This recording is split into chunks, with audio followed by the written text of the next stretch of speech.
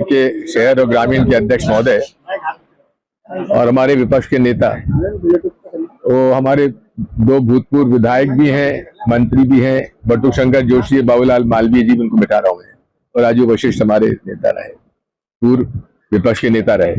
आओ बटुक बैठो। मैं शुरू से कहता रहा हूं कि आरएसएस और विश्व हिंदू परिषद को न धर्म से मतलब है, न किसी धार्मिक व्यवस्था से मतलब है। इन्हें मतलब है सत्ता से। इनको मतलब है अधिक से अधिक भूमि हड़पने में। और ये चरित्र की बात करते हैं, लेकिन इनसे बड़ा भ्रष्ट कोई समूह आपको मिलेगा नहीं, जिसका कोई पंजीकरण नहीं, जिसकी कोई सदस्यता नहीं, जिस पर कोई कानून लागू नहीं होता, जिसकी गुरु दक्षिणा पर टैक्स नहीं देते। ऐसे संगठन को इस प्रदेश ने कैसे इतना ताकतवर बना दिया कि आज लगभग सभी संस्थाओं पर ये धीरे धीरे कब्जा करते जा रहे हैं। मैं शुरू से कहता था सब महात्माओं से, हमारे गुरु शंकराचार्य जी से, कि महाराज इनका धर्म से कोई मतलब नहीं है, ये शुद्ध रूप से आपके संगठनों पर कब्जा करना चाहते हैं और वे सारे मठ और मंदिरों पर कब्जा करना चाहते हैं। और आप देख रहे हैं, जो मैं कह रहा था वही हुआ है। राम मंदिर का मसला ले लीजिए, महाकाल के मंदिर की बात मैं उसकी बात करूंगा। राम मंदिर की लड़ाई हनुमानगढ़ी के निर्मोही अखाड़ा और गुरु गोरखनाथ जी के मठ के द्वारा 19वीं सदी चली आ रही है। और तब से लेकर मैं कहता हूं 1984 तक इसका आरएसएस से कोई संबंध नहीं था, वीएचपी का इससे कोई संबंध नहीं था। जब ये 1984 में केवल 2 सांसद रह गए, तब इन्होंने सोचा कि अब जब तक राम मंदिर का मसला हाथ में नहीं लेंगे, तब तक राजनीतिक लाभ उनको नहीं मिलेगा। और तब से शुरू हुआ विश्व हिंदू परिषद का और आरएसएस का राम मंदिर के अंदर। एक उदाहरण बता रहा हूं आपको चंपत राय जी का। चंपत राय जी कौन है? ये उत्तर प्रदेश के रहने वाले हैं और जब शुरू से आरएसएस से जुड़े रहे हैं।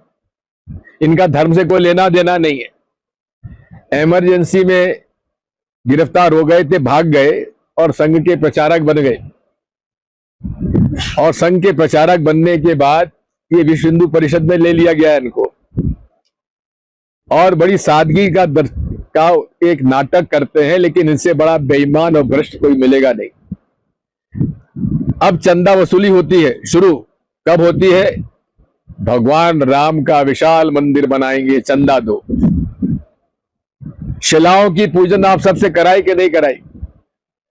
अब आलोक कुमार जी इंटरनेशनल विश्व हिंदू परिषद के अध्यक्ष हैं। उन्होंने कहा है कि 12.5 करोड़ लोगों ने चंदा दिया, यानी कि 12.5 करोड़ परिवार ने चंदा दिया। और यदि एक परिवार में 5 लोग भी जोड़े तो लगभग 70 करोड़ हिंदुओं ने और मुसलमानों भी दिया, सिखों ने भी दिया, सबने दिया चंदा। हमने भी दिया, पहली बार भी दिया और दूसरी बार भी दिया, क्योंकि भगवान राम की में हमारी आस्था है, हमारे इष्टदेव हैं। और जबकि मेरा तो राघवगढ़ भाई, हमारा राघव जी का मंदिर हमारा है, जहां 24 घंटे हमारे तेल और घी की दीप प्रज्वलित रहता है। तो इसलिए हमने पहले भी चंदा दिया, दूसरी बार भी दिया। और पहले चंदे का तो आज तक कोई हिसाब आया ही नहीं। कहा गया ये विश्व हिंदू परिषद वाले जाने। और अब तो उद्धव ठाकरे जी ने जो 1 करोड़ रुपए चंदा दिया, चांदी की शला दी, उसकी भी रसीद नहीं मिली। ये पहली बार के बाद दूसरा, फिर अडानी जी की रथ यात्रा हुई। सारी घटनाओं को दोहराने की आवश्यकता नहीं है। उसके बाद द्वार खुले कोर्ट का आदेश था। और उस समय नरसिम्हा राव जी प्रधानमंत्री जब बने, राजीव जी ने के समय द्वार खुले थे।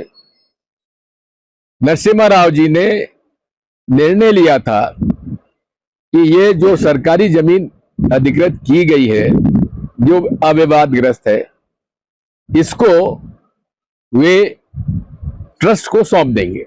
और ट्रस्ट में कौन लोग होंगे? कोई वीएचपी का नहीं होगा, कोई गैर धार्मिक व्यक्ति नहीं होगा। ये चाय बाद में लिया बेटा। उसके अंदर कौन होंगे? इस देश के स्थापित सनातन धर्म के गुरु आदि शंकराचार्य जी की स्थापित पीठों के शंकराचार्य जी ही उसके सदस्य होंगे, रामालय ट्रस्ट। और उस समय मुख्यमंत्री था मेरे गुरु, जिनसे मैंने दीक्षा ली थी, स्वामी स्वरूपानंद जी महाराज, वो सबसे वरिष्ठ थे। तो नरसिम्हा राव और रामानंदी संप्रदाय के, ये रामानंदी संप्रदाय के प्रमुख स्वामी रामनरेश आचार्य जी, वो भी हमारे पे बड़ी कृपा रखते थे। तो उस समय में मुख्यमंत्री था, तो इनको मालूम पड़ा कि ये दो जो है दिग्विजय सिंह उनके शिष्य हैं। तो मेरे पास खबर आई, नरसिम्हा राव जी, मैं मुख्यमंत्री था, वे प्रधानमंत्री थे, कि भाई दिग्विजय, ये दोनों को तुमको ट्रस्ट में शामिल होने के लिए तैयार करना है। मेरे साथ एक प्रधानमंत्री सचिवालय के प्रमुख सचिव साथ मेरी बात भेजे कि प्रसाद साहब, हम दोनों गए वाराणसी में दोनों को तैयार किया। दोनों से कहा कि आप प्रधानमंत्री से मिल लीजिए। दोनों दिल्ली आए और फिर रामालय ट्रस्ट में उसके अध्यक्ष बने स्वामी स्वरूपानंद जी महाराज, जो मेरे गुरु थे, और हमारे रामनरेशाचार्य उसके मेंबर बने। कांची के शंकराचार्य जी, चौकी द्वारका के और जोशीमठ के स्वामी स्वरूपानंद जी थे। और हमारे कांची के और पांचवा मठ वहां का नहीं, पूरी वालों ने तो मना कर दिया, बुजुर्ग थे, उन्होंने मना कर दिया। श्रृंगेरी के और कांची के दोनों तैयार हो गए। तो पुरी के शंकराचार्य जी को छोड़ के सारे लोगों के सदस्य का रामालय ट्रस्ट का गठन हुआ। आज भी रजिस्ट्रेशन है उसका, आज भी मौजूद है। और रामालय ट्रस्ट को जमीन देने वाले थे, फिर चुनाव आ गए, चुनाव में सरकार उनकी चली गई। तब से हम लोग इसमें जुड़े हुए हैं। आज उसी रामालय ट्रस्ट के अध्यक्ष स्वामी अभिमुक्तेश्वरानंद जी हैं, जो उनके शिष्य हैं और जोशी मठ के शंकराचार्य जी हैं। लेकिन अदालत के आदेश हम सब लोगों ने माने। और उस समय जब सब लोगों से कहा जा रहा था कि चंदा दीजिए, तो तत्कालीन मुख्यमंत्री जी शिवराज सिंह चौहान ने 1 लाख का चंदा दिया। मैंने कहा भाई, मुझ पर आरोप आरएसएस वीएचपी लगाती रहती कि दिग्विजय सिंह मुसलमान हो गया, ईसाई हो गया, धर्म विरोधी है, सनातन विरोधी है। तो मैंने 1,11,000 का चंदा दिया, चेक दिया और मोदी जी को भेज दिया कि आप जमा करा दीजिए। उन्होंने मुझे वापस दे दिया, तो मैंने उसका फिर जमा करा दिया। उसकी रसीद मेरे पास है। बाकी लोगों की रसीद मिली कि नहीं मिली मुझे मालूम नहीं। लेकिन जो पहली बार विश्व हिंदू परिषद ने चंदा उगाया, उसका कोई हिसाब नहीं। और अब चूंकि सरकारी ट्रस्ट बनाया गया अदालत के आदेश के साथ, तो हम लोगों ने उसका सपोर्ट किया, मंदिर बनना चाहिए। लेकिन मंदिर का संचालन किसके हाथ में दिया? प्रधानमंत्री जी द्वारा मनोनीत उसके सचिव बने, कौन बने? चंपत राय जी, और उनके साथी अनिल मिश्रा जी, और अनेक उसमें अधिकारी, कलेक्टर भी वहां के अंदेवा थे, और उसके और भी लोग थे। और नृपेंद्र मिश्रा जी को वहां के निर्माण का अध्यक्ष बनाया गया। नृपेंद्र मिश्रा कौन जी थे?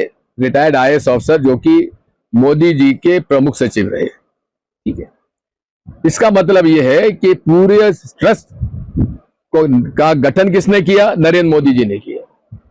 आज अगर उस ट्रस्ट में गड़बड़ी होती तो जिम्मेदारी किसकी होती है? नरेंद्र मोदी जी की जवाबदारी होती कि नहीं होती है? उन्होंने अभी तक क्या कार्रवाई की? कोई कार्रवाई नहीं करी। 28 दिन हो गए चोरी पकड़े हुए। और चोरी कैसे पकड़ी गई?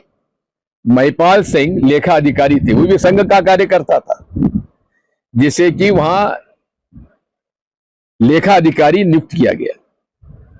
उसने इसमें घपलाबाजी होती रही, जो नोट गिनते थे उसमें जब घपलाबाजी, टुन्नू यादव कौन है? ये श्री चंपत राय जी का खासम खास, उनका ड्राइवर। आज भी वो गिरफ्तार नहीं हुआ है, फरार है। तो जब उन्होंने शिकायत की चंपत राय जी से कि साहब बड़ा गड़बड़ हो रहा है इसमें, तो लेखाधिकारी को हटा दिया। यानी कि चंपत राय जी की शहर से ही हो रहा था, उनकी जानकारी थी। इसके बाद दीनानाथ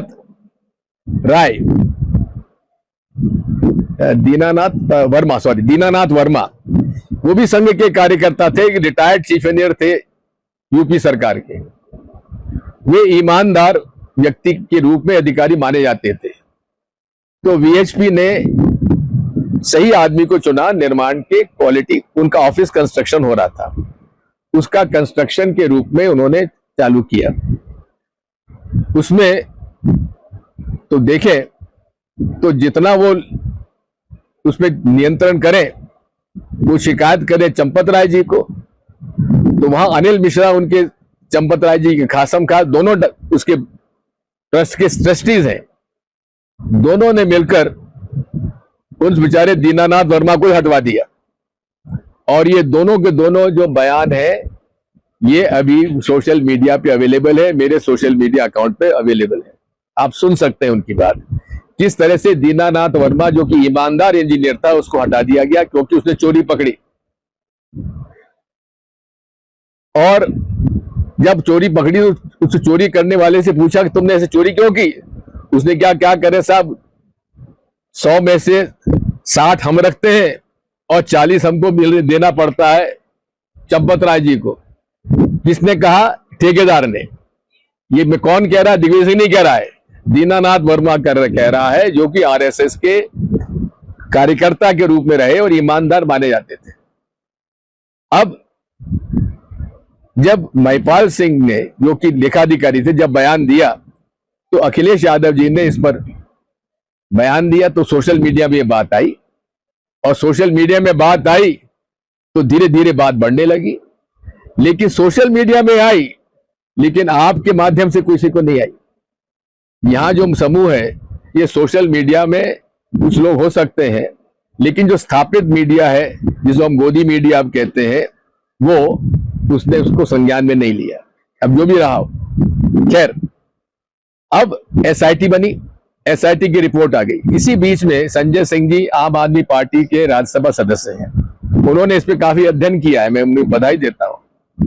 उन्होंने 11 बिंदुओं पर कैसे चंपत राय ने सस्ती जमीन को महंगी न्यास के पैसे से खरीदवाया, ये पूरा का पूरा जानकारी उन्होंने जांच के लिए 11 बिंदु सोशल मीडिया पे अवेलेबल है। मेरे अगर नहीं हो तो आप मेरे अकाउंट में चले जाइए, एक्स अकाउंट में आपको मिल जाएगा, फेसबुक पे। उसकी जांच किसको सौंपी? SIT के चेयरमैन को, साहब इसकी जांच भी करिए। बात यह है, जमीन खरीदी, उसमें बेईमानी, भ्रष्टाचार। हम लोगों ने चंदा दिया, उसमें भ्रष्टाचार। सिंधी समाज ने 200 किलो की चांदी की ईंटें शिलाएं दी, उसमें भ्रष्टाचार। एक व्यक्ति ने, एक महिला ने अपने जेवर दिए, उसमें भ्रष्टाचार। किसी को रसीद नहीं दी गई। और क्या क्या क्या रसीद नहीं गई, कभी हम उसकी जांच कराना पड़ेगा कि कितना इसमें, इसके मूल्य कितना है, इसमें सोना कितना है, इसमें खरी को है कि नहीं है। उसका रसीद आज तक नहीं मिल पाया। और विदेशों से चंदा आया, उसकी भी रसीद नहीं मिली। मैं नहीं कह रहा हूं, चंदा देने वाले कह रहे हमको रसीद नहीं मिली। बात यह है कि आरएसएस और वीएचपी, इनका धर्म से कोई लेना देना नहीं है। ये केवल इस देश के सनातन धर्म को पालन करने वाले लोगों को ठग रहे हैं। 60 करोड़ जिन्होंने चंदा दिया है उनको ही ठग रहे हैं। इससे बड़ा बेईमान और गद्दारी सनातन धर्म के अनुयायियों के खिलाफ नहीं हो पाएगी। गांव गांव में चंदा वसूली हुई है, आज उनके साथ धोखा हुआ है। ये पूरी जवाबदारी नरेंद्र मोदी जी आपकी है, और इन पर अभी तक आपने कोई कार्रवाई नहीं करी। अरे 10 रुपए की 50 रुपए की चोरी हो जाती है, एफआईआर पहले लिखी जाती है। जब लोगों के घरों से पैसा नगदी वैसा वसूल हुआ तब भी एफआईआर नहीं लिखी गई। जब एसआईटी की रिपोर्ट आ गई तब जाकर गिरफ्तारी हुई। और गिरफ्तारी कैसी हुई? पुलिस ने रिमांड नहीं लिया, सीधा जुडिशियल रिमांड भेज दिया। इसका मतलब यह है कि हम तुमको परेशान नहीं करेंगे, आराम से आप जेल में जाइए। सरकार उनकी है, जेल उनकी है, आराम से बिताइए समय, और हम आपको कैसे बचा सकते हैं उस पर चर्चा करेंगे। आज पूरा आरएसएस और वीएचपी इस काम में लगा हुआ है, कैसे इन लोगों का बचाव किया जाए। ये मेरा आरोप है, फिर आरोप है, और इसके लिए प्रधानमंत्री जी और गृह मंत्री जी इसमें इनको बचाने में लगे हुए हैं, मोहन भागवत जी के कहने से। मैं तीनों को, और उसमें प्राण प्रतिष्ठा हुई थी, मुख्य जजमान कौन थे? श्री नरेंद्र मोदी, और उनके साथ कौन बैठे थे? मोहन भागवत। और जबकि सनातन धर्म की परंपरा है कि जजमान अकेला नहीं बैठता, सहपत्नी बैठती है कि नहीं बैठता है। मैं गलत तो नहीं कह रहा हूं, है? हाँ, तो मोदी जी तो नहीं बैठे ना। देखिए, प्राण प्रतिष्ठा की जो मुख्य जजमान कौन थे? नरेंद्र मिश्रा थे या मोदी जी थे? नहीं, वो थे मुख्य जजमान। आप नरेंद्र मिश्रा की वो आप कर रहे हैं शिलान्यास की। मैं मुख्य मंदिर राम मंदिर शिलान्यास की बात कर रहा हूं, शिलान्यास की बात नहीं कर रहा हूं। जो उद्घाटन हुआ जिसमें मुख्य जजमान नरेंद्र मोदी और साथ में मोहन भागवत, दोनों कुंवारे। आप कह रहे दोनों कुंवारे? दो भाई, एक कुंवारा, एक ने छोड़ चुके, एक छोड़ चुका है, एक तलाकशुदा। तो बात यही है कि सारे हमारे सनातन धर्म की परंपराओं का विनाश किया इन लोगों ने। भाई, शंकराचार्य जी को नहीं बुलाया गया? एक भी अरे कराते अगर बिना परंपराओं के, बिना पत्नी के बैठाते, तो निर्मोही अखाड़े वालों को बैठा देते महंत को, जिन्होंने सारी लड़ाई लड़ी, जो आज बेचारे परेशान हैं, गरीब हैं। बात वही है कि ये सनातन धर्म का विनाश कर रहे हैं, ये सनातन धर्म को नहीं बढ़ा रहे हैं, और पूरे देश के सनातन धर्म के पालन करने वाले हम सब के साथ धोखा दे रहे हैं। इस बात को मैं आज बताना चाहता हूं। और ये क्या है? ये आरएसएस मॉडल ऑफ गवर्नेंस है। खूब खाओ, खूब खिलाओ, और हम सब अनरजिस्टर्ड हैं, इसलिए हमारी कोई मेंबरशिप नहीं है, इसलिए किसी पर कोई कार्रवाई नहीं होगी। आओ बोझ बैठो। बात यह है कि अब हालत, ये गुजरात मॉडल ऑफ गवर्नेंस आया, नरेंद्र मोदी जी उसके मुख्यमंत्री बने, अमित शाह जी उनके मंत्री बने। ये गुजरात मॉडल ऑफ गवर्नेंस क्या है? खूब खाओ, खूब खिलाओ, और भ्रष्टतम अधिकारियों को अच्छी से अच्छी पोस्टिंग दो। ये इनका एक मॉडल ऑफ। मुझे एक रिटायर्ड आईपीएस ऑफिसर गुजरात के मिले था, ये तो अधिकारी को बुलाते थे कि मेरा काम करो, अगर उसने और ऐसा काम बताते थे जो नियम में नहीं आता था, वो कहता था साहब मैं कर दूंगा और कर देता था, तो वो ए कैटेगरी का, उसको जो चाहेगी पोस्टिंग मिलेगी, तुम खूब खाओगे लेकिन हिस्सा हमको दोगे। अगर दूसरा अधिकारी कह दे कि साहब मैं जांच करके बताऊंगा, वो बी कैटेगरी, और जो कहते साहब नियम और कानून खिलाफ, तो सी कैटेगरी। सी कैटेगरी वाले को कोई अच्छी पोस्टिंग नहीं मिलेगी, उस सी कैटेगरी वाले के ऊपर केस पर केस करके उसका प्रमोशन करके खत्म कर देंगे। और यहां तक हुआ है कि बेचारे आईएएस अफसरों को जेल भिजवा दिया। आईपीएस अफसर संजीव भट्ट आज लगभग 10 साल से जेल में है, जमानत नहीं हो पा रही। और केस क्या है कि राजस्थान में कोई केस था जहां उन पर झूठा केस लगा दिया गया। इस मॉडल ऑफ गवर्नेंस को पूरे आज मुख्यमंत्री जो कि भारतीय जनता पार्टी के हैं, जिनको मोदी जी ने चुना है, वो इस मॉडल ऑफ गवर्नेंस को अपना रहे हैं।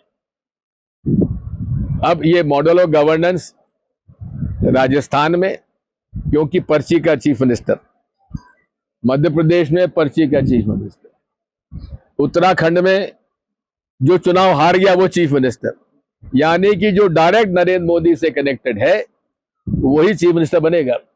शिवराज सिंह चौहान ने चुनाव जिताया, लेकिन वो आजकल हाजी कर रहे हैं मोदी जी की कैबिनेट में।